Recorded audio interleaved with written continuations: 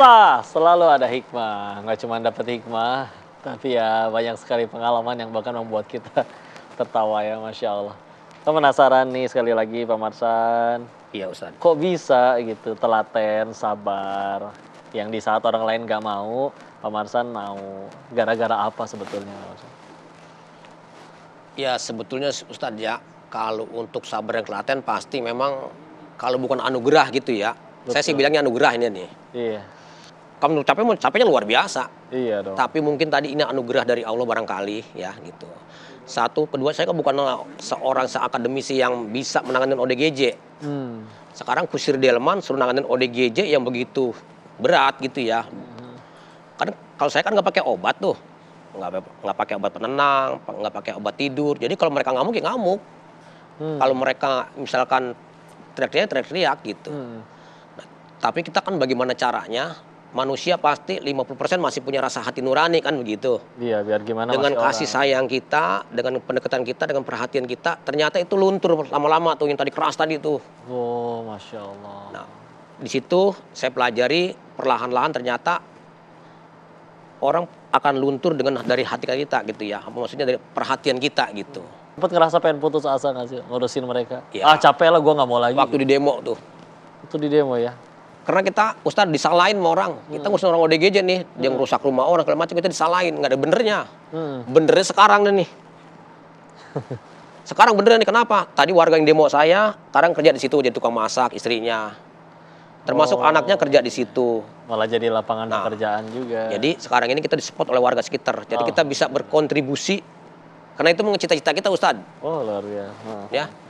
Jadi ke data nggak Pak? Udah ada berapa orang yang sembuh? Nah rata-rata nih yang sebulan pulang 3 atau 4, kalau dari tahun 92 kemarin udah berapa tahun Ustadz? Udah berapa ratus tuh ya? Sebulan, anggaplah sebulan 4 kali 12 berarti 48 Betul. kali 30 tahun. Iya, Masya Allah. Nah itu Ustadz kita hitung kecilnya. Iya. Kalau kita hitung banyaknya mungkin lebih gitu. Tapi yang masuk sebulan itu bisa 20 orang. Oh, defisit tetap Iya. ya. Itu Bocuan itu kalau jual. iya, jadi gendala kita gini Ustadz. Karena mereka ini kan karena ada yang pernah membunuh tuh ya. Yang karena saya bikinin warung tuh, orang Sukabumi tuh. Dia mau bunuh kakaknya, ketika kita sampaikan bahwa si A ini udah sehat, tolong dibawa pulang nih Bu, udah sehat nih keluarganya gitu. Nah ini keluarganya nerima, tapi warga nggak nerima. Sekeliling dianya ya, iya. Jadi stigma ODGJ ini di masyarakat sangat tinggi masih. Gitu.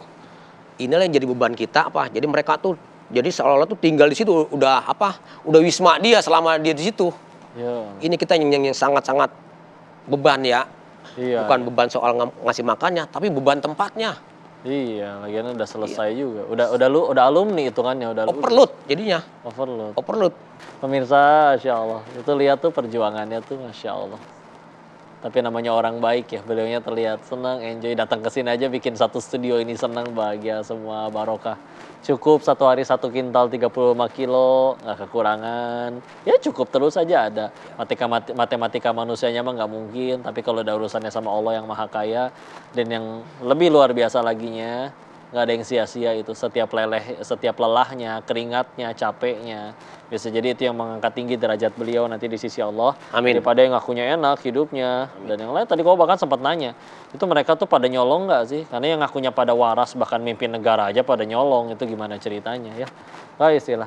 Kita doain beliau, kita juga nanti minta doa dari beliau untuk gimana caranya ya Allah, pengen jadi manusia yang manfaat. Biar gimana mereka hamba Allah, nggak milih pengen jadi kayak gitu.